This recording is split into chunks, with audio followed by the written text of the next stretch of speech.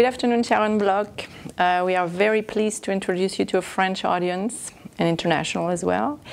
You are a professor of practice at the Harvard Law School, where you run the Center for Labor and a Just Economy.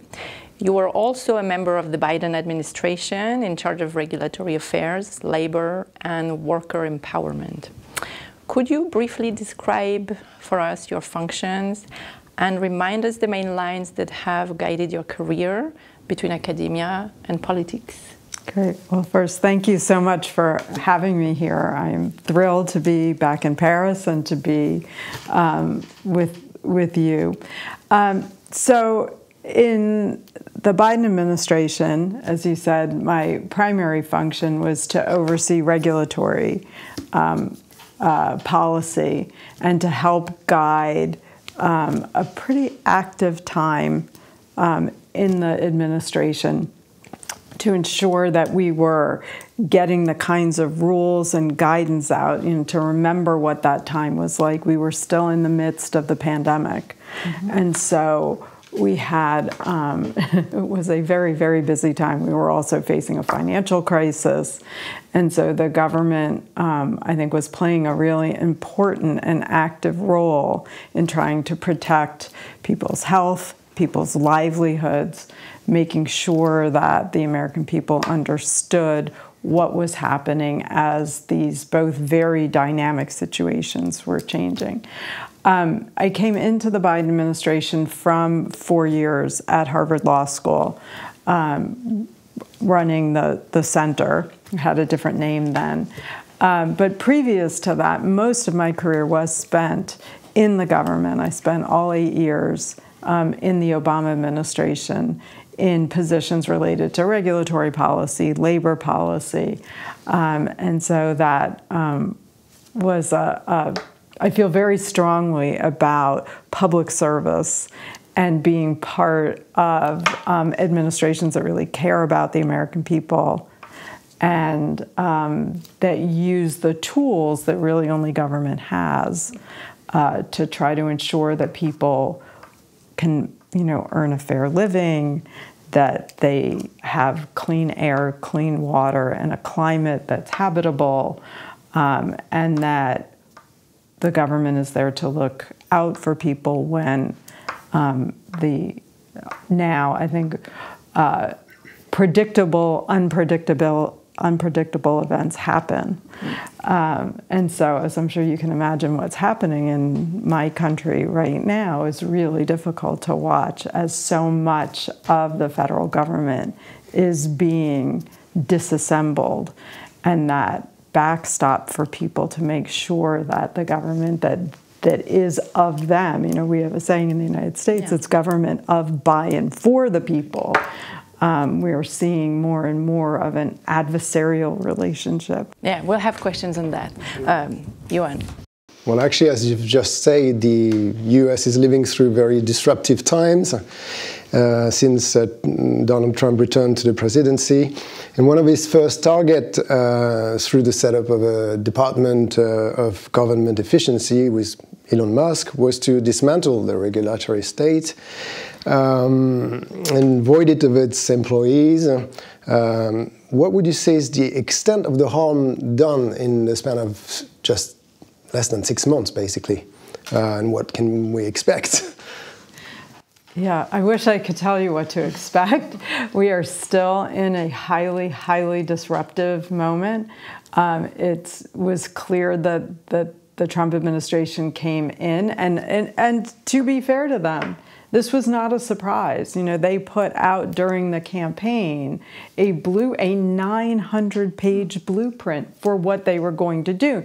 Now, of course, during the campaign, when he was a candidate, Donald Trump said, this was a document called Project 2025. He said, I don't know the people who did it, even though they had all been in his first administration. I don't know what's in it.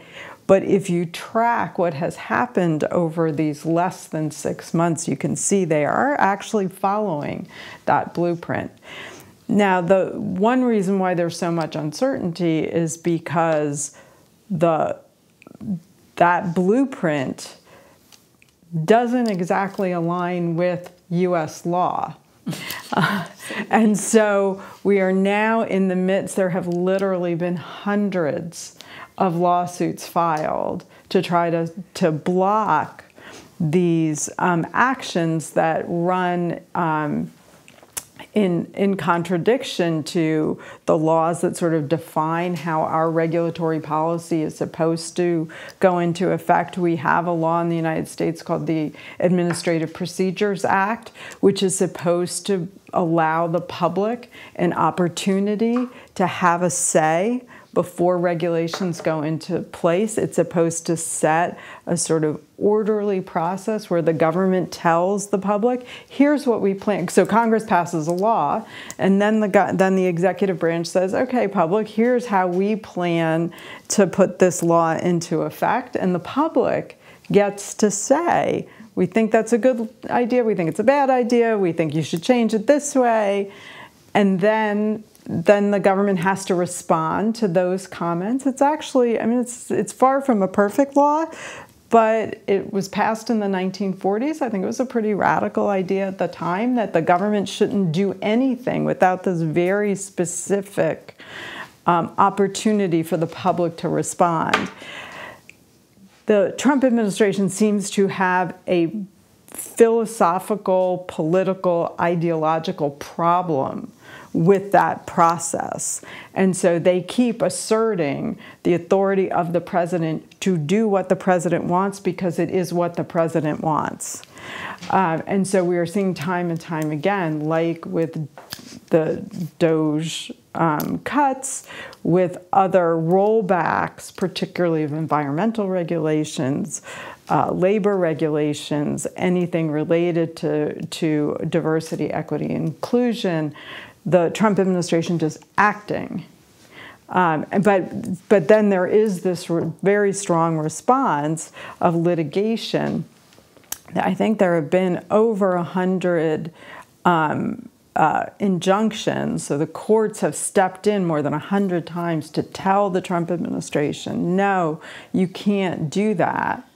But you know, we have a multi-layered, like you do here, a multi-layered legal system, and we don't know what the ultimate conclusion of that litigation is going to be. It's going to go up to the Supreme Court. Our Supreme Court has shown that they have, at least some of them, share at least somewhat this view of a very muscular, unencumbered presidential authority. So we'll see. Yeah. Well, before we dig a bit more into that legal, stuff, we have a question here about one aspect of this regulatory assault, and this is the attack on the FEMA, the Federal Emergency Management Agency, which Trump already did not like. And recently the leadership of this agency has been removed. When Trump announced that he thought to phase out the agency by November, and also to transfer the responsibilities of this agency to the states, the sub-federal states. I'm giving a bit of a specification for the French audience who might not be super familiar with the federal multi-layered reality. So our question to you is, do you think that the states, so the sub-national states, have the capacity and the willingness to handle those responsibilities? And because if we look at what is happening currently in the States, and with Trump sending the National Guard to California, he doesn't seem so ready to let the states mind their own business like he seems to promise. So what's the situation there? So it's an interesting question. I will say that emergency response is not my area of expertise, but so taking it sort of more generally, because we are seeing this pattern in a number of areas. There are a lot of contradictions in the way that this administration is proceeding, and I think you've really hit on an important one. There are some areas where this administration has been very intrusive into the role of the states, in areas that were generally considered to be within their purview. We have a constitution that it's not perfectly clear, but sort of sets out, here are the kinds of things that states are supposed to be in charge of, and then here are things that the federal government is supposed to be in charge of. And we are seeing some blurring of those lines, and it's not unidirectional. It's not, oh, we're going to defer to the states in all things, or we're going to take all of the power back for the federal government. So it is a confusing time. But I think a really important overlay, particularly on the FEMA, the Federal Emergency Management Agency question, is you have to look at it in the context of a debate going on in our Congress right now over funding of the government. A lot of money for the states flows from the federal government. So states obviously collect their own taxes to fund things that the state does, but a lot of federal tax money then gets pushed down to the states too. There's this administration, if you look at what their current plan with their colleagues in the Republican Party, which controls both houses of our, of Congress, they are pushing for a budget that would, because they have to fund these very large tax cuts for very wealthy people, they're trying to offset those tax cuts with taking a lot of money out of government services. So it's not just a matter of saying, oh, states, we think this is something that you would be better doing. On the face of it, maybe that doesn't sound crazy. But to say that and then say, here are all the other ways that we're going to take money away from you and expect the states to be able to do that, I think has the states really, really worried. The other problem, I think, and again specifically to the question of the emergency management response, and put this in the context of climate, we are seeing bigger and bigger storms, hurricanes, floods that cross state lines. And so the need to have a federal response seems to me to be growing, as opposed to saying, well, this is one river that's going to flood, that's going to affect one community, so maybe it makes sense for the state to be in charge. But when you have these massive storms, moving up the East Coast, or terrible heat waves, sitting over the southwest of our country for a good part of the summer, that extra burden then of the states figuring out how to coordinate their response, this just seems, at least to me, to be the wrong time to be pulling the federal government out of those kinds of responses. You mentioned the complex legal system that is becoming again a battlefield between the different levels of government, where citizens and employees harmed by executive orders can seek redress to defend their rights. Judges have also been targeted by the administration, and we can say that the Department of Justice has also been instrumentalized by the presidency. The question is, do you think the legal system is holding on? I mean, can it take such a blow, such a mass flurry of lawsuits? We will see. I mean, it's a question I don't think in my career I ever would have had to hesitate before to answer. The court system is being asked to do a lot. I mean, it is amazing to think that this has all happened in less than 6 months. So far, we are seeing, despite what the president says and the attorney general says, we are seeing judges appointed by every different recent president holding the line as this administration has tried to do more and more that seems to contradict sort of basic principles of the rule of law. So it isn't just judges that were appointed by President Biden or President Obama who are finding these actions to be unlawful. It's even judges who were appointed by President Trump in his first administration who have found many of these actions to be problematic. But I think the bigger, sort of pulling back, the bigger answer is that the intervention of the court is necessary but not sufficient, right? That we think of the courts as being like harm mitigators, right? So the court can step in and say, no, you can't send somebody to an inhumane prison in El Salvador without due process. You can't pick up a Tufts graduate student off the streets of Somerville and whisk her away from her community without any opportunity to present her case and on the basis of an op-ed that she wrote. So that's harm mitigation. It's very important for those people, putting federal employees back into their jobs when they've been summarily discharged without any reason, contrary to our, century of civil service protections. But we've got a bigger problem right now in our country, I believe, than just mitigating harm. Like, there are basic tenets of how we think about American democracy that are being shaken. The courts cannot fix that problem. That problem is fixed by the people making clear to this administration and to other elected officials that this isn't okay. So I hope our legal system will hold. I think it's fair to say that early signals are relatively good.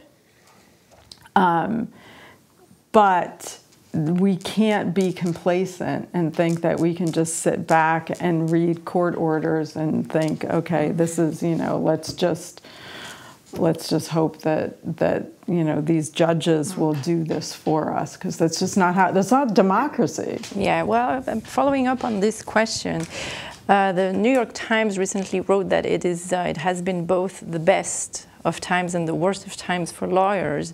The best because of the astounding amount of lawsuits you were mentioning. You said 100, but it's more like 400 cases.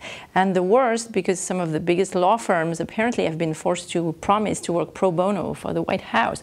First of all, could you explain that to us? It's very weird. Okay. And second, I can try, but I don't think. Second, you were mentioning that democracy is not only about lawsuits, even if the strategic uses of law have in the past brought about social change and progressive things, especially for minorities. But it seems that now lawyers have also started to work for the president, and that this strategic use of law could amount to a democratic backsliding through lawyers, and it could block the system. So sometimes, when we look at that, we're like, but is the objective, the goal, to block what's left of the institution and to literally block the system and congest it, so that no matter what happens in court, first, it doesn't matter. Second, it blocks the system, so there is no effective decision-making process, even legal. Yeah, I mean, we hear in the United States all the time this phrase, flood the zone. We love sports. I don't know if it's the same in French political coverage. We like sports metaphors, so we talk about flooding the zone. I mean, one thing that this administration is doing is they are just doing so many things that it is very hard to keep on top of everything. And I think that, that was probably, I mean, I don't like to try to put myself in other people's heads, especially those who I don't know, and I don't know these people, on a personal basis. But it does seem to have been part of the strategy of going after the law firms, right, was to limit the number of firms with those kinds of resources, like these big law firms have, that could engage in that kind of litigation to try to stop what the administration is doing. It's been really horrifying but interesting to see how this is playing out. Every one of the law firms that was targeted by the Trump administration, that resisted, that filed a lawsuit to say, you can't do this, has been successful. And they've been successful like in record time. So the courts are finding these actions to be just beyond any understanding of how our legal system is supposed to work. And we're also recently seeing some big name partners at the firms that did reach these agreements leaving and going to the firms that are fighting. So there's still a lot of churn within that very sort of elite legal culture. The other interesting thing that happened this week is the American Bar Association, which is a private association that membership organization that many lawyers in the private bar in the United and in the government too belong to. That sort of speaks for the American legal profession. They have now stepped in and sued the Trump administration to stop these attacks on lawyers. Mm-hmm. So you do see more of a resistance among even elite legal institutions. Actually, to get back to the to the disputes between the states and the federal government, the Justice Department has filed lawsuits against states like Vermont or Hawaii or Michigan, I think, to block their climate policies. And it seems that there's an ambition to completely hollow out the climate policies of the state. How can the state respond other than just other than starting lawsuits against the government? I mean, right now that's where we're seeing this play out, is in these sort of dueling lawsuits as the administration is trying to stop states like California, probably most significantly, from being able to pursue their own climate policy. Again, you got to follow the money. I mean, even bigger story is, again, a debate that is going on right now. I mean, a lot of this is happening already, of the administration trying to claw back money that had already been allocated to the states to carry out the Inflation Reduction Act, which is a very strangely named bill, but the most important, I think fair to say, sort of the most important climate legislation in our country's history. So it's the states, I think, are feeling like it is just this multi-pronged attack on their ability to just basically take care of this fundamental need of their citizens to be able to live on this planet. So I think the states are going to continue. I mean, the states that have the resources and that are on that front line of feeling the effects of climate, like California, what we saw with those horrible fires, and we're entering in the United States into hurricane season. We all know, I mean, I think most of us know that hurricanes have been made much worse because of climate change. So I think the states are going to try to forge their own path. But I mean, I don't need to tell both of you, this is not an easy problem to solve. And the idea that you can actually have effective climate policy state by state seems ridiculous. Question on political opposition, which seems to have been a bit thin, and on the Democrat side at least a bit in disarray, aside from a few lonely expressions of dissent, long discourses in the House. And also very worrying is this climate of political violence that has developed recently with representatives being handcuffed or even assassinated, like this former Harvard student, Melissa Hartman. May she rest in peace. On the other hand, the recent speech by Governor of California, Gavin Newsom, or the social movement, the massive mobilization, No King, seems to indicate that there might be a change. What do you think?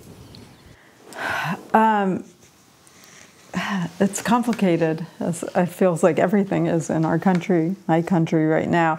I mean, the response last weekend in the No Kings protest, I think, was really quite remarkable. There are some reports that there were more people participated in those protests than in any other protest activity certainly in recent history, or in maybe in all of U.S. history. I think there was some estimates of about 5 million people participated across the country, and thousands. I think the European media failed to report that completely. Yeah. It was, there were thousands of protests. I think there were some, like in New York and in L.A., certainly, that were really, really big. But the bigger story was that they happened in thousands of communities all over the country. So they happened in red states and in blue states and in small towns and in big cities. And so I think there is some waking up. I think, to some extent, people have just been shocked by everything that has happened so quickly. I can't speak for the Democratic Party. I've been a Democrat my whole life. There are certainly some challenges there. The party is trying, I think, to figure out. I really don't think that there's a challenge in basic values of the party, but I think there are challenges, and folks are still trying to figure out what is the right strategy. I teach labor law. I've done labor policy. My primary professional identity is as a labor lawyer. And that's a complicated story right now. Most people overlook, and maybe in the European press, they overlook the fact that Kamala Harris actually got a higher percentage of union vote than Joe Biden did. Not by much, but still. The problem is in our country, the union vote is shrinking, so that's not as many votes as it used to be, even 4 years ago. But the other piece of the story was that she did worse among non-union working class, what we would think of as working class voters. And so there are challenges there, certainly, if you think about the Democratic Party as the opposition. We don't tend to use that terminology in the U.S., but I think that's probably fair. There are certainly challenges for the party. One big issue we're dealing with, and I don't know how much of that is an issue in France or in other parts of Europe, is one thing that is splitting the Democratic Party right now, or seems to be a point of contention, is the sort of generational shift. I think the average age, certainly in the United States Senate, is very, very high.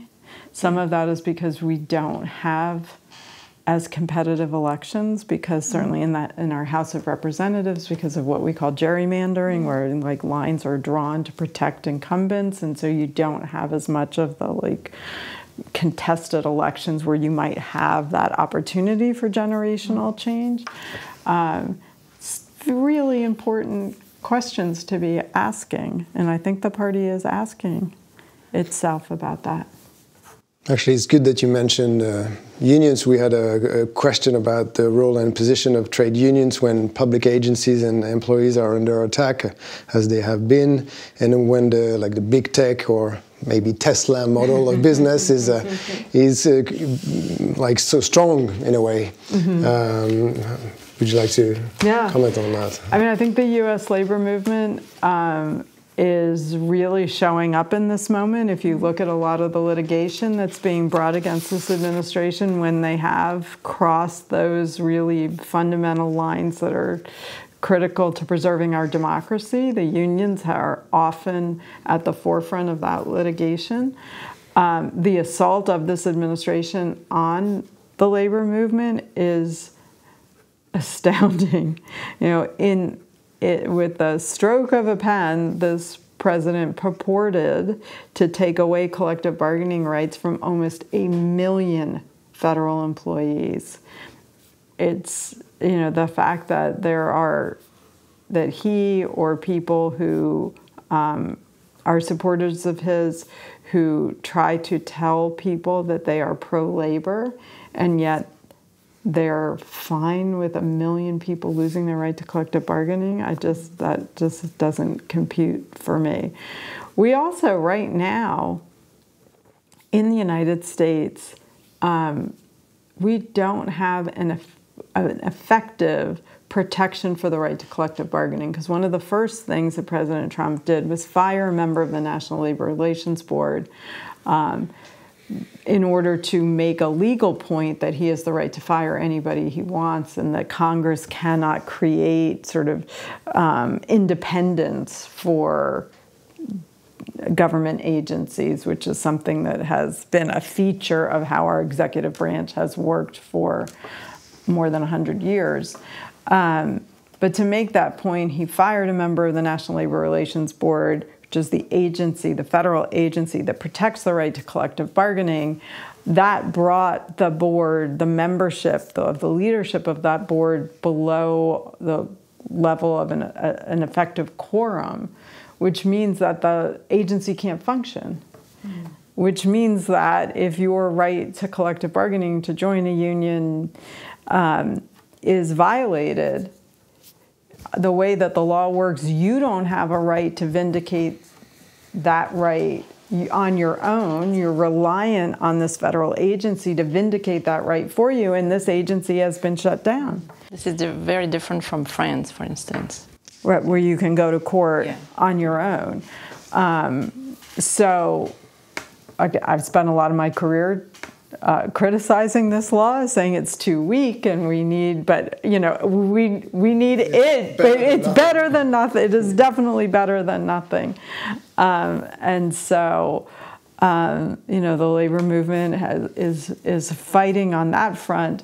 They're fighting on these really unjust dismissals of hundreds of thousands of federal employees, and I spent most of my career in the federal government. I was actually a career lawyer for the first part of my career. It just breaks my heart. Imagine you work decades, not for the glamour or the glory, because there really isn't that, not for the money, maybe for a little security, but also because you believe in what you're doing. And you get an email from Elon Musk one day telling you, you know what, you're not needed. You are not needed anymore.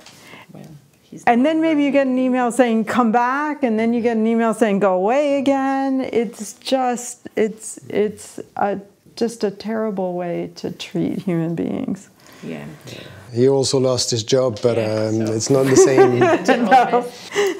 Well, it's very obvious that this administration attacks structural power, the structures of the institutions, and what makes freedom and certainty of law. And so another sectoral attack has been universities. President Trump has come down on elite universities. So, for instance, the board of the prestigious Fulbright Scholarship has resigned, accusing the administration of interference. Or Harvard was asked to comply to certain demands that were deemed unacceptable, and so Harvard in the end, or as of now, has not complied. Could you tell us, since you belong to this university, how is Harvard fighting back, and how does all this currently affect the prospects for education and research in the USA today? I think it's hard to overstate how potentially devastating these actions are, not just on higher education and on our ability to provide, this amazing education to the world. I mean, not to sound sort of arrogant about it, but we do, if you walk around, you walk around the Harvard campus, it is truly a place where the world comes together. So, but what all of those people do does not stay within those ivy-covered walls, right? It goes, that knowledge and collaboration and exploration goes back to everybody's home country, so the world has a stake. But considering the kind of especially scientific and medical research that happens at Harvard, we all have a stake. I mean, there are just heartbreaking stories of cancer research and Alzheimer's research and AIDS research and, just any cutting-edge medical problem you could imagine, of people just having to walk out of their labs because, the National Institutes of Health, the National Science Foundation, whatever, has just cut off this incredibly important source of funding. And to be clear, I mean, again, this is, we've all sort of become experts in this at Harvard because it's, even though I don't have anything to do with the sciences, because it is so present on campus. But this was never about charity. Like, there was a point in time where there was an agreement made between the federal government and universities like Harvard that universities were the better place to do this kind of research. There was no question about whether this research needed to be done in a country like the United States. So the universities had taken on filling this function, this really core function. I don't see this administration saying, oh, this is really important scientific research, we're going to start doing it ourselves. They're just abandoning these really important projects. So that's sort of like the bigger picture. What it's like on campus is, I'm just incredibly grateful and proud of the actions that our president, Alan Garber, has taken to say this isn't okay. Now, he has said that while also saying that Harvard is certainly not a perfect place, and there are things that Harvard can do to be better in many different ways, but that giving up academic freedom is not the path to being better. And abandoning this kind of important cutting-edge research is not the path to being better, and turning our back on the international students that make up, I think, about 25% of all the students at Harvard is not the path to being better. And so while there may be some agreement that there are things that could be improved at Harvard and at other campuses, the prescription, the actions taken by this administration purportedly to address those criticisms, just to say they don't align is an understatement. They are just absolutely at cross purposes. And so the university does have a number of lawsuits challenging the administration's actions. Most recently, we have had injunctions that have issued in courts to stop the administration from trying to block international students from being able to come. But I mean, to the earlier question, like, some of it is like this, the damage is done because there's so much uncertainty about whether Harvard will be allowed to use the system that, processes foreign students' visas, whether the students will be able to get those visas, whether the students are coming from countries that are going to be on this list of countries where nobody's allowed to come. Like, it's just, there's a million different factors creating so much uncertainty that, as a parent, I mean, I don't know what, it's hard to imagine a parent saying, yes, I think this is great thing for you to go. I'm going to put you on a plane and send you halfway around the world, and I don't know what's going to happen to you. It's inhumane. But I will say at graduation, we had graduation at the end of May, there was such a spirit of community, within the campus and support for the international students that was heartening, but it is a really difficult, scary time. But considering this Harvard story, does this mean that the administration sent the same list of conditions to other universities and they've all like abided by the conditions, or? I don't think we know exactly what's happening. I mean, the most public example has been Columbia, which I will say I am a Columbia alum. That's where I did my undergraduate, where they have taken a different approach. They haven't sued the administration. They have been negotiating compliance with those conditions. I think that's still, I mean, again, as an alum, I hope that's a story that's not finished yet. That we are seeing other universities pushing back. I mean, the focus on Harvard has really been quite... Oh, yeah, symbolic. Yes. So where this goes... I mean, that's also why it was so incredibly important that President Garber did what he did, because if Harvard didn't fight back, then I think, you know, there was a strong feeling that nobody was going to fight back. Exactly, that's H power. So you said the world has a stake, we all have a stake, it's true. I want to show you that we have a stake by sharing this with our audience. And we've come to our last question, which is probably a big question too, but like, would you say that it's appropriate to call what is happening in the US now a regime change in terms of institutions and policies and practices? Do you think there is a collective capacity to resist this dynamic? I have to believe that there is. And again, you know, seeing maybe 4 million, 5 million people come out last weekend to say that they think this isn't okay and to stick up, you know, for immigrants who are being treated so horrifically when maybe I mean, I would imagine the vast majority of those millions of people who came out are not in danger of being deported, but they still wanted to stand up for their communities. So to see that happening, to see the courts at least so far taking a principled stand for the rule of law, to see universities like Harvard fighting back. I'm not ready yet to say that that we know the end of this story, but you know, there are things happening in our country that I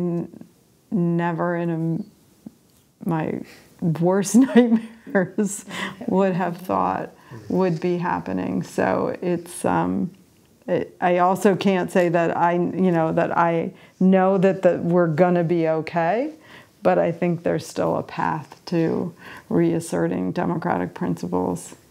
It's actually moving a lot, and we're gonna join you. Thank you. Thank you for all your insights, Sharon. Oh, no, thank you for wonderful questions. Thanks.